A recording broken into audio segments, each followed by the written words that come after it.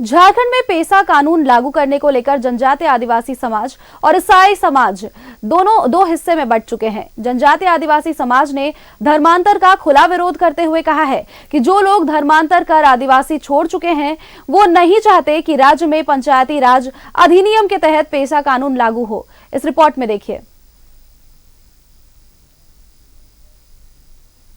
आदिवासी जनजातीय सामाजिक संगठन ने आज रांची धुरवा के धुमकुड़िया भवन में एक बैठक की, जिसमें मुखिया संघ के अध्यक्ष भी उपस्थित रहे। संघ ने 24 साल गुजर जाने के बाद भी झारखंड जैसे आदिवासी बहुल राज्य में पंचायती राज अधिनियम के तहत पेसा कानून लागू नहीं किए जाने पर चिंता जताई और कहा कि जानबूझकर ईसाई धर्म में धर्मांतरित हो चुके आदिवासी पेसा कानून लागू नहीं होने देना चाहते हैं। झारखंड अलग होने के बाद में आज पंचायती राज का नियमावली तक नहीं बना है और इस तरह जानबूझ करके पेशा कानून को पेशा कहना ये दिग्भ्रमित करने वाला और आदिवासी समाज को गुमराह करने की बात है। कौन लोग कर रहे हैं? ये आदिवासी बुद्धिजीवी मंच ने जो ड्राफ्टिंग किया है और पेशा का इसके पीछे पे तो अंतर्राष्ट्रीय बहुत बड़ी षड्यंत्र छिपा हुआ है। पंचायती राज अधिनियम का जो नियमावली बन जाएगा तो धर्मांतरण जैसे बड़ी बड़ी जो खेल है, जो राष्ट्र और अंतर्राष्ट्रीय साजिश का शिकार आदिवासी जो बन रहा है वो बंद हो जाएगा। झारखंड आदिवासी मुखिया संघ के अध्यक्ष सोमा उरांव ने कहा, झारखंड में पेसा कानून लागू नहीं होने देने का असर देश आदिवासी जनजातीय समाज भुगत रहा है। पेसा कानून लागू होने के बाद बालू से लेकर कोयला और अन्य खनिज वन संपदा सब पर ग्राम पंचायत का अधिकार हो जाएगा। इसलिए कुछ शक्तियां नहीं चाहती कि ऐसा हो। तो सारा पावर जो आपको ग्राम सभा में मिलता, और जब सारा पावर आपको ग्राम सभा में मिलता तो आपको साथ प्रशासनिक ताकत के साथ साथ आपका आमदनी पूरा माने एकदम काफी स्ट्रॉन्ग मात्रा में आपको रहता।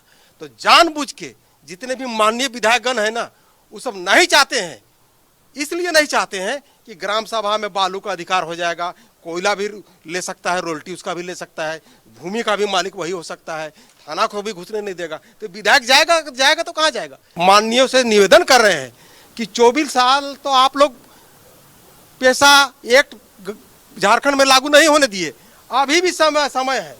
थोड़ा आप लोग पेशा कानून का स्टडी कीजिए और पेशा कानून गांव में लागू होने के लिए, झारखंड में लागू होने के लिए अपना योगदान दीजिए, ना कि विरोध कीजिए।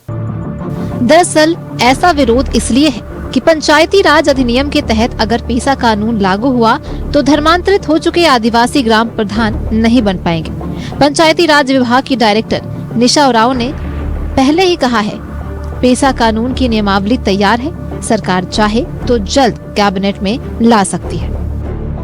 झारखंड राज्य में पेसा नियमावली तैयार हो चुकी है और विभिन्न स्तर पे उसकी समीक्षा की गई थी। उच्च स्तर पे भी कुछ निर्देश जारी किए गए थे जिस पे काम चल रहा है और ऐसा उम्मीद है कि अभी बहुत जल्दी ही अधिसूचित हो जाएगा। झारखंड में आदिवासी जनजाति कई भागों में बटी हुई है। मुंडा और उरांव पहड़ा व्यवस्था को मानते हैं, वो जनजाति मानकी मुंडा पद्धति चाहते हैं और संथाल मांझी परगना व्यवस्था का। देखना होगा कि इस विरोधाभास के बीच कब और कितनी जल्दी हेमंत सरकार झारखंड में पेसा अधिनियम लागू करने में सक्षम होती है। कैमरामैन हेमंत के साथ शहनवाज अख्तर की रिपोर्ट।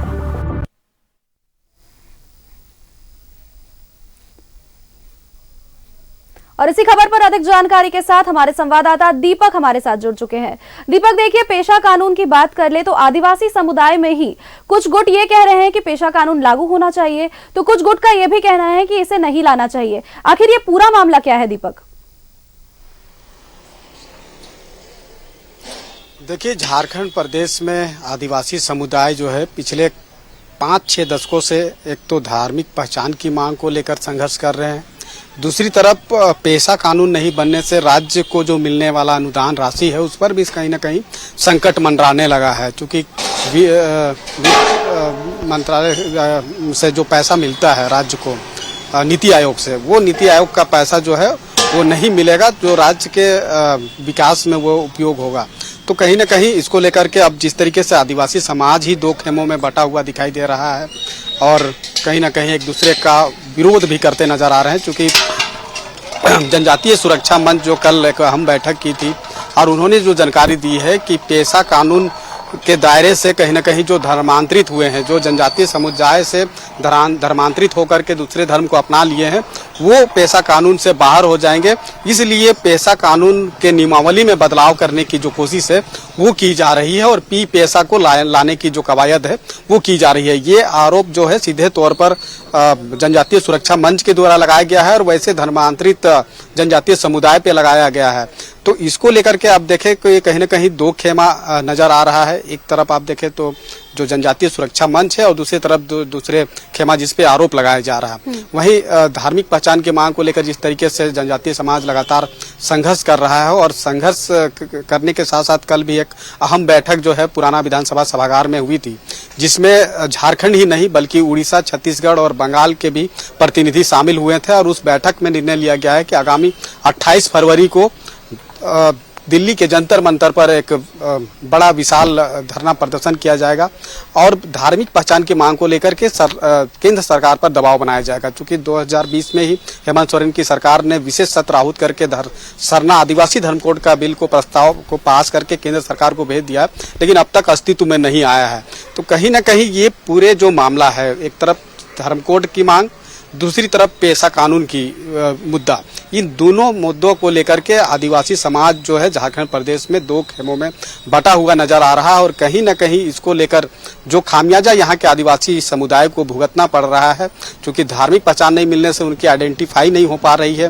दूसरी तरफ पेशा कानून का नहीं बनने से कहीं न कहीं इसका बड़ा नुकसान जो है जनजातीय समुदाय को मिल रहा है। जो केंद्र सरकार से जो नीति आयोग से जो पैसा मिलता है, एक बड़ा राशि जो है वो अनुदान के तौर पर राज्य को मिलता है और वो पैसा का जो उपयोग है वो सीधे तौर पे जनजातीय समुदाय के हित में वो पैसा का उपयोग होता है, जो नहीं हो पा रहा है। तो कहीं ना कहीं पेशा कानून को जल्द से जल्द बनाना चाहिए। इसको लेकर के नियमावली तैयार है, ये बात कही जा रही है, लेकिन लागू अब तक नहीं हुआ है। तो लागू अगर हो जाएगा और उसमें भी कई चीज़ों को देखने की ज़रूरत है, क्योंकि एक तरफ पेशा कानून है, दूसरा तरफ पी पेशा है। तो वैसे चीज़ें जो नियमावली जो बनाई गई है उसमें क्या कुछ है वो तो देखने वाली बात होगी, जब बाद में पता चलेगा, जब लागू हो जाएगा। लेकिन नियमावली इस तरीका से बने कि यहाँ चूंकि झारखंड प्रदेश जो है 5वीं अनुसूची के अंतर्गत आता है और आदिवासियों की बहुलता है इस राज्य में, तो जो अनुसूचित क्षेत्र है वहाँ पे स्वशासन व्यवस्था जो है वो चलता है, जिसमें मानकी, मुंडा, डोकलो, सोकलो, पढ़ा, जतरा, इस तरीका से कई जो है तरह के जो है वो स्वशासन व्यवस्था है, उसी के तहत चलता है। तो उसमें भी आदिवासियों को जो अधिकार है, खास तौर पे वन संपदा हो या फिर खनिज संपदा हो, उसमें भी आदिवासियों को जो अधिकार है वो अधिकार मिले। तो ये तमाम चीज़ों को लेकर के जो लगातार संघर्ष भी है, चल रहा है, सड़क पर भी चल रहा है, लेकिन इसको लेकर अभी फिलहाल जो है आदिवासी समुदाय दो गुटों में बटा हुआ नजर आ रहा है। अब देखना होगा कि राज्य सरकार इस दिशा में क्या कुछ पहल करती है और फिर आने वाले समय में क्या पेशा कानून लागू होगा तो जल्द होगा, तो उसमें क्या कुछ नियमावली के तहत जो है तैयार किया गया है, उसके बाद देखना होगा क्या ये संघर्ष और जो आदिवासी समुदाय दो खेमा में अभी भी बटा हुआ नजर आ रहा है, क्या कानून लागू होने के बाद भी बटा हुआ नजर आएगा। तो इसके लिए फिलहाल इंतजार करना पड़ेगा। लेकिन अपने तरफ से कुछ पक्ष में बातें रख रहे हैं तो कुछ इसके विपक्ष में भी कुछ इसका विरोध भी कर रहे हैं। अब देखना ये होगा कि आखिर फैसला क्या लिया जाता है इस अधिनियम को लेकर के। चलिए, बहुत बहुत धन्यवाद आपका हमारे साथ जुड़ने के लिए और तमाम जानकारियां हम तक साझा करने के लिए।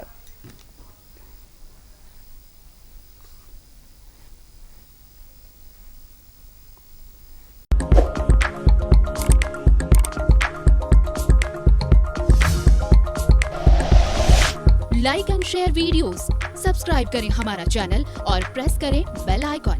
न्यूज़ 11 भारत, सच है तो दिखेगा।